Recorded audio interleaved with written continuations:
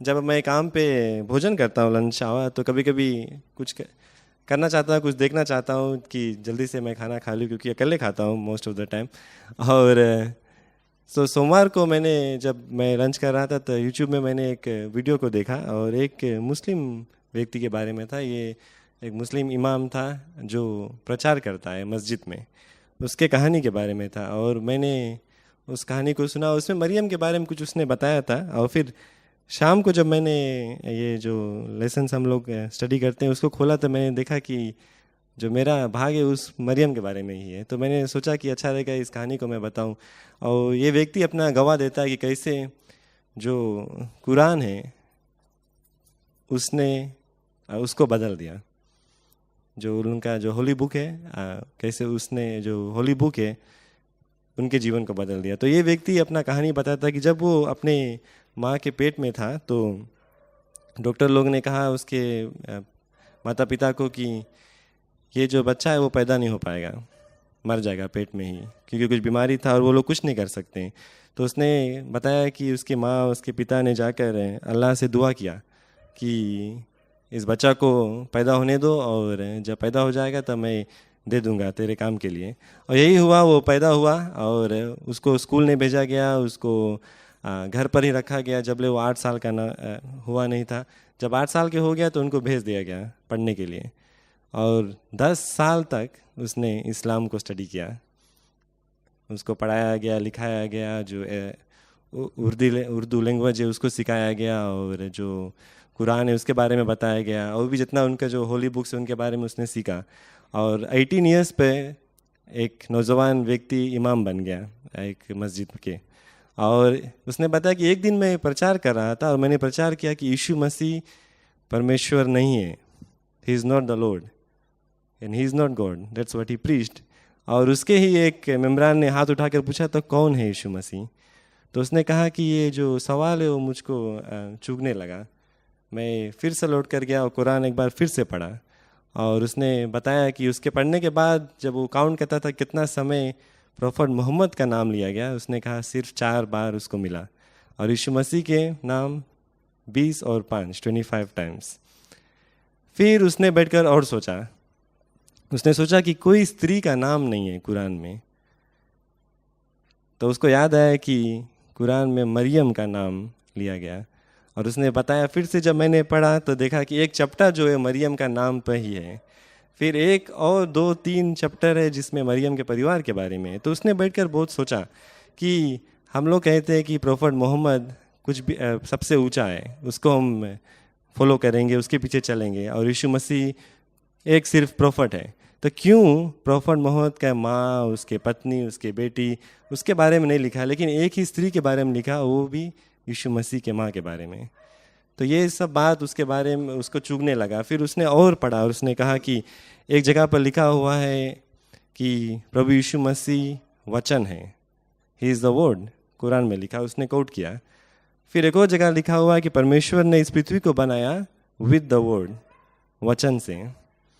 और फिर वो देखता है कि आगे कहता है कि यीशु मसीह मर गया, ही डाइड, फिर ही lived and he still living and he will come back again. ये सब लिखा हुआ है कुरान में, उसका ही कुरान में। और ये सोचने लगा कि क्या ये बात है, हम लोग प्रॉफट मोहम्मद को पीछे पीछे चलते हैं, लेकिन यहाँ पर तो यीशु मसीह के बारे में बताया, प्रॉफट मोहम्मद के बारे में बताया कि वो मर गया फिर नहीं लौट कर आएगा, कहीं पर नहीं लिखा हुआ है। तो ये मैंने कहा कि 10 साल उसने पढ़ाई को की, और कोई भी व्यक्ति 10 साल एक ही चीज़ पढ़ पढ़ करके सवाल अगर उसके जीवन में आए तो बहुत ही भारी बात है। तो इसने लौट कर गया, जो उसका गुरु था जिसने 10 साल उसको पढ़ाया, तो उसके ऑफिस में जाकर उसके सवाल को की, क्योंकि वो जानता था कि मैंने बताया कि कुरान बताता है कि प्रभु यीशु मसीह वचन था, और कुरान बताता है कि परमेश्वर ने इस पृथ्वी को बनाया वचन से। तो उसने कहा गया और उससे पूछा कि परमेश्वर ने इस पृथ्वी को कैसे बनाया, और जो उसका गुरु था उसने कहा कि वचन से।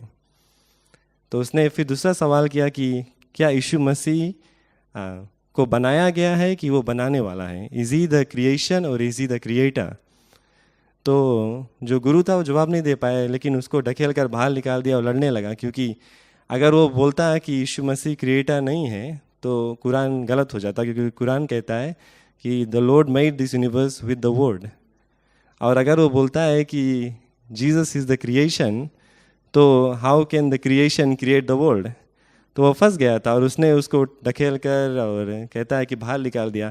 और ये व्यक्ति भी नहीं सोचने लगा कि क्या मैं करूं, तो उसने कहा कि मैंने अपना कुरान को उठाया और उसको अपने दिल से लगाया और कहा कि अल्लाह तू मुझको दिखा कि मैं क्या करूं।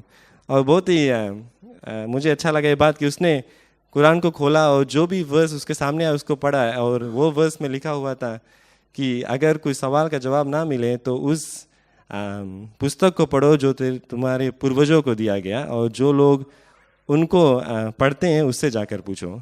और अगर इंग्लिश में ट्रांसलेट किया जाए तो इट सेज कि go and read the scriptures, the तोरा और the Bible, and go and ask the people who study the Bible and you will get your answer. तो उस दिन उसका जीवन बदलने लगा और वो सोचने लगा कि सचमुच प्रभु यीशु मसीह परमेश्वर का पुत्र है।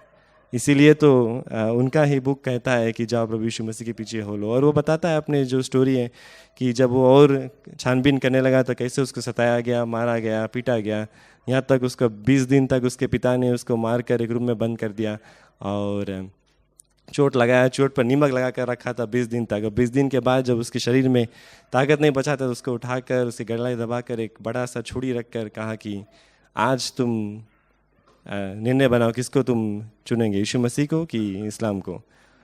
और वो बताता है कैसे प्रभु ने उसको बताया, वहाँ से भी बचाया। और जब लौटकर उसने कहा कि मैं बच कर आया तो मैंने फिर से बाइबल को अच्छी तरह से पढ़ा, और जोन में वो सीखता है कि प्रभु यीशु मसीह बताता है कि एक दूसरे से प्यार करो। और उसने कहा कि मेरा कुरान बताता है कि जो लोग विरोध करते हैं उसको मारो। तो ये सब बात उसके जीवन को बदल दिया। So he was sharing a story about how his holy book changed his life. और ये सब शुरू हुआ मरियम के बारे में, क्योंकि एक ही स्त्री है जिसका नाम लिखा गया है। तो आज हमारा स्टडी भी मरियम के बारे में है और ये टेस्टमनी मुझको बहुत ही अच्छा लगा, तो मैंने सोचा आप सभी से मैं बताऊं। तो कल भाई सिलेश ने कहा कि मरियम के पास स्वर्गदूत ने आया और कहा कि तू गर्भवती होगी, और वो बहुत ही अचंभा किया। भाई सिलेश ने कहा कि अगर अभी यहाँ पर कोई भी जो कुंवारी लड़की उसको बताया जाए कि या तो वो गर्भवती हो जाएगी तो वो भारी बात हो जाएगा। तो ऐसा ही मरियम के साथ में था और वो सोचने लगी कि क्या होगा, अब लोग ठट्टा उड़ाएंगे, जो मेरा जो जोसेफ है वो शायद मुझको नहीं स्वीकार करेगा, वो सोचने लगा। लेकिन उसने प्रभु से कहा कि मैं तेरा दासी हूँ, जो तू चाहता है वो मेरे जीवन में होगा। तो मरियम को याद आया कि उसका एक कज़न था, उसका नाम था एलिज़ाबेथ, और उसको भी प्रभु ने एक बच्चा को दिया उनके पेट में। और उसने कहा कि मैं जाऊंगा उससे बात करने के लिए और शायद वो समझेगी कि क्या मैं बताना चाहती हूँ। तो जब मरियम ने एलिज़ाबेथ के घर के पास ही गया, एलिज़ाबेथ ने देखा उसके पेट में उसके बच्चा ने लात को मारा। पवित्र आत्मा ने अगुवाई को की कि मरियम ने कहा, blessed are you among women, blessed is the child you will bear. Why should this great thing happen to me that my Lord's mother comes to visit me? और मैं हिंदी में पढ़ता हूँ, कोशिश करता हूँ। और उसने बड़े शब्द से पुकार कर कहा, तू स्त्रियों में से धन्य है और तेरे पुत्र का फल धन्य है। आमीन। अगर अभी यहाँ पर एक लेसन हम सीखते हैं। मैं जब ये पढ़ रहा था तो मैंने सोचा, पहली बार मैंने ऐसे सोचा कि एलिज़ाबेथ जो थी शायद वो सकता रहा कंपेयर करने लगे। कभी कभी हम लोग जब दूसरे को देखते हैं तो हम वो कंपेयर करने लगते हैं, क्यों परमेश्वर ने उसको ज़्यादा आशीष दी मुझसे, और ये उससे बड़ी थी और प्रभु ने उसको आशीष दिया। उसके पेट में भी एक बच्चा था, लेकिन उसका बच्चा प्रभु का मसीहा नहीं था, मरियम का था। लेकिन जब मरियम उनके घर पर गई, क्या कहती है एलिज़ाबेथ, बोलती है कि why should this great thing happen to me that my Lord's mother comes to visit me. आमीन। She was humbled. उसने अपने आप को नीचा रखा। उसने मरियम को धन्यवाद को दी, क्योंकि उसने कहा कि क्यों मेरे प्रभु का माँ मुझसे मिलने आ रही है। हो सकता रहा गुस्सा जाए, हो सकता रहा परमेश्वर से कंप्लेन करे, हो सकता रहा बोले कि क्यों मैं नहीं, Y didn't the Lord bless me with a child who will be the savior। काय मरियम के ब्लेस करीस, बट वो नहीं बोलीस। She didn't complain. She was happy, she was glad and she rejoiced that Mary came to visit her। और मैं सोचता हूँ कि ये बहुत ही भारी बात है। कभी कभी हमारे जीवन में भी ऐसे होता है, हम लोगों को आशीष मिलता है, कुछ गुण मिलता है, शायद पैसा मिलता है, अच्छी गाड़ी मिलती है, अच्छी नौकरी मिलती है, और हम परमेश्वर को धन्यवाद देते हैं। थोड़ी देर बाद अगर हमारे जानने वाले को कोई और को उससे बड़ा कुछ मिलता है तो हम लोग सोचने लगते हैं क्यों नहीं हम लोगों को वैसा आशीष मिला, क्यों परमेश्वर ने उसको ज़्यादा आशीष दी मुझसे ज़्यादा, क्यों मुझको कम दी। लेकिन जब पहले हम लोगों को मिला तो वो टाइम हम खुशी रहते हैं ना, लेकिन थोड़ी देर बाद जब किसी और को हमसे ज़्यादा मिल जाता है तो हम लोग कंप्लेन करने लगते हैं। लेकिन यहाँ पर एलिज़ाबेथ से हम कुछ सीखते हैं कि जो भी कुछ प्रभु ने हम लोगों को दिया हम लोग उसके लिए प्रभु को धन्यवाद को दे, लेकिन प्रभु को बड़ाई को करे कि जब वो कोई और के जीवन में भी कुछ करता है, आमीन, किसी और को भी आशीष देता है, उसके लिए भी प्रभु को हम धन्यवाद को दें क्योंकि प्रभु उनको आशीष दिया। फिर मरियम क्या कहती है एलिज़ाबेथ से, वो बोलता है, my heart praises the Lord, my soul is glad because of God my saviour, for he has remembered me his lovely servant, and now on all people will call me blessed because of the great things that mighty God has done for me. आमीन। कल भी भाई सिलेश ने बताया कि Maryam was very humble. वो उसने कहा कि मैं एक सिर्फ दासी हूँ और प्रभु ने मुझको चुना है। वो कहती है कि मैं धन्य हूँ क्योंकि प्रभु ने मुझको चुना है। वो नहीं बोला कि अब से मैं बड़ा महान हो जाऊँगा, लोग मेरे पास आएंगे, मेरे सामने माथा को टेंगेंगे, मुझको पूजा को करेंगे, मेरे स्टेचूज़ वगैरह बनाएंगे। लेकिन उसने कहा कि मैं सिर्फ प्रभु का एक दासी हूँ जिसको प्रभु इस्तेमाल करता है। और ये बात को हम याद करें, अपने जीवन में भी ले लें कि जब प्रभु हम लोगों को कुछ भी देता है तो अपने आप को हम दीन और नम्र बनाएं, दीनता से काम आए और याद करें कि प्रभु ने हम लोगों को इस्तेमाल को किया। अगर मरियम जो संसार के मसीहा को जन्म देती है वो कह सकती है कि मैं प्रभु का दासी हूँ, तो क्यों ना हम लोग कह सकते हैं कि मैं प्रभु का दास या दासी हूँ। आमीन। मैं जब इंडिया गया था थोड़े दिन के लिए तो एक ऐसे फैमिली ने मुझको बहुत ही मदद किया, लेकिन वो लोग कैथलिक्स थे और मैं जाते ही अंकल ने हेल्प किया था, एक असेंबलीज ऑफ गॉड चर्च को खोज लिया था, थोड़ा दूर पे जाना पड़ता था। और जब मैं कोशिश कर रहा था इस गिरजाघर को खोजने के लिए तो ये जो स्त्री थी इस परिवार का जो मुझको मदद करती थी वो कहती थी कि तुम चलो मेरे साथ हमारे मेस में। और मैं नहीं जाना, I didn't want to go, but हम रूट नहीं मांगता रह रहे ना, उससे तो हम पता था कि नहीं हम नीचे जाकर ऑलरेडी हम अरेंज हो गए। So finally I found out कहाँ पर चर्च रहा, मैं जाने लगा। और एवरी वीक मुझको वो इन्विटेशन देती थी कि चलो, लेकिन मैं कहता था कि नहीं मैं अपना गिरजाघर जाऊँगा, मैं जाने लगा हूँ। लेकिन एक दिन ऐसा हुआ कि सैटरडे के कुछ था एक फंक्शन और उसके घर पर हम थे। उसने कहा कि नहीं आज तो तुमको मेरे साथ में जाना पड़ेगा। तो I had no excuse, so I had to go. तो हम गया उस कैथलिक चर्च में और बहुत ही अलग तरह से वहाँ पर वो लोग काम करते हैं। तो बड़ी सी लाइन थी, बहुत भारी स्ट्रीट रहा, लेकिन इतना बड़ा लाइन था, लेकिन क्योंकि लोग जाना चाहते थे अंदर चर्च के अंदर और लाइन से लोग खड़े थे, हम लोग भी खड़े थे काफ़ी देर लाइन में और चलते गए। जब चर्च के बाहर पहुँचे तो जैसे हमारे यहाँ फ्लैग पोल है आगे, वैसे उनके भी एक फ्लैग पोल है। मैं नहीं जानता था कि क्या उड़ रहा था ऊपर, लेकिन जो रस्सी था तो उनको लेकर जाकर अपने गटे में लगाते थे। और आप लोग जैसे मूवी में देखते पेड़ में जाकर बंधन बांधे, तो वही रकम लोग भी कला के बंधन बांधता रहा फ्लैग पोल में।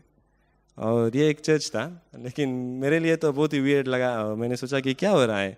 फिर उसके बाद जब आगे गए तो बाहर स्टॉल्स रहा, ढेर के चीज़ बिक रहा था। वो लोग कैंडल्स बेच रहे थे और अलग अलग शेप और अलग अलग बॉडी पार्ट्स में था, मतलब गोड़, हाथ, मूड और बेबी के फॉर्म में और रकम चीज़, जो भी कुछ के लिए आप दुआ करने जा रहे हैं, प्रार्थना करने जा रहे हैं, तो वैसा कैंडल खरीदना। तो वो लोग वो करते थे। फिर आगे नारियल बिक रहा था और जो रोजमेरी वो पहनते हैं वो बिक रहा था, फूल बिक रहा था, माला बिक रहा था। तो बाहर लाइन से जो स्टॉल लगा था, जो भी कुछ तुझको चाहिए, जो भी कुछ के लिए तुम प्रार्थना करना चाहते हैं तो उसके जाकर खरीदो। ये लोग जो मेरे साथ में थे हर एक लोग जाकर एक एक चीज़ खरीदे और उनके एक बेटी थी जिसका एक को बच्चा नहीं था, तो वो लोग भी गए अपना जो कैंडल खरीद कर लेकर आए बड़ा बड़ा ट्रे में पैसा भर कर।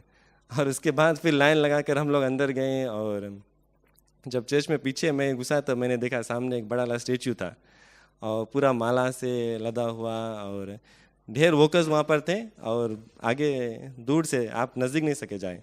तो लोग रास्ता में सबको बात करते जाए, बताते जाए कि ये जो स्टेचू कहीं समुद्र में मिला था और ऐसा बताया जाता है कि जो भी कुछ प्रार्थना करेंगे ज़रूर से पूरा होगा। तो क्या होता है, लोग चीज़ लेकर जाते हैं, जो वर्कर्स है वो उठाते हैं उनके हाथ में से चीज़ और स्टेचू को छुआ छुआ कर फिर साइड में पीछे दे देते हैं। और मैं देखा कि पीछे से जाकर लौट के फिर से स्टॉल में रखा जाता है, तो वो यूज़ नहीं होता है, सिर्फ स्टेचू को छुआ दिया जाता है और उसके बाद वो पीछे चल देता है। और लोग प्रार्थना करके घुटना टेक कर माथा टेक कर बाहर जाकर फिर नारियल फोड़ते हैं। तो ऐसा होता था कैथलिक चर्च में, मैंने देखा। और जब हम लोग ये आज भाग को देख रहे हैं तो कितने लोग नहीं जानते हैं ये बात को ना, उनका जो मन है शैतान ने घुमा दिया है, पर्दा डाल दिया है। वो यीशु मसीह को नहीं देख रहे हैं, उसके माँ को देख रहे हैं। यीशु मसीह के सेवा नहीं कर रहे हैं, यीशु मसीह को प्रभु नहीं मान रहे हैं, लेकिन मरियम को मान रहे हैं। मरियम के सामने जाकर घुटना टेकते हैं, मरियम के नाम से प्रार्थना करते हैं। जबकि हमारा बाइबल बहुत ही सुंदर तरह से बताता है कि प्रभु यीशु मसीह के नाम से हम कुछ मांगते हैं तो प्रभु हमारी प्रार्थना को सुनता है। आमीन, मरियम के नाम से नहीं। तो कितने भी महान मरियम है, कितने भी हम उनके बारे में बात करेंगे, सुनेंगे, सीखेंगे, लेकिन परमेश्वर का पुत्र सिर्फ यीशु मसीह है। मरियम को प्रभु ने इस्तेमाल को किया, वो एक दासी थी, उसने खुद कहा अपने मुंह से कि मैं एक प्रभु का दासी हूँ, प्रभु मुझ में कर जो तू चाहता है। तो आज ये सीखते हैं हम सभी लोग से, ये आशा है जब हम प्रार्थना में आज जाएंगे प्रभु से कहेंगे कि प्रभु मैं तेरा दास या दासी हूँ, जो तू चाहता है वो मेरे जीवन से कर, ताकि मैं नहीं बढ़ूंगा लेकिन तू बढ़ेगा ना। आज सिस्टर रोजी ने मुझको एक ईमेल भेजा और उसमें लिखा कि I want to share something with you and she wrote the verse which says may the Lord increase and may we decrease। आमीन। तो जो भी कुछ प्रभु हमारे जीवन में करेगा उसके द्वारा प्रभु का नाम ऊंचा होना चाहिए और हम लोगों को घटना चाहिए। We shall decrease and the Lord will increase through our lives। आमीन।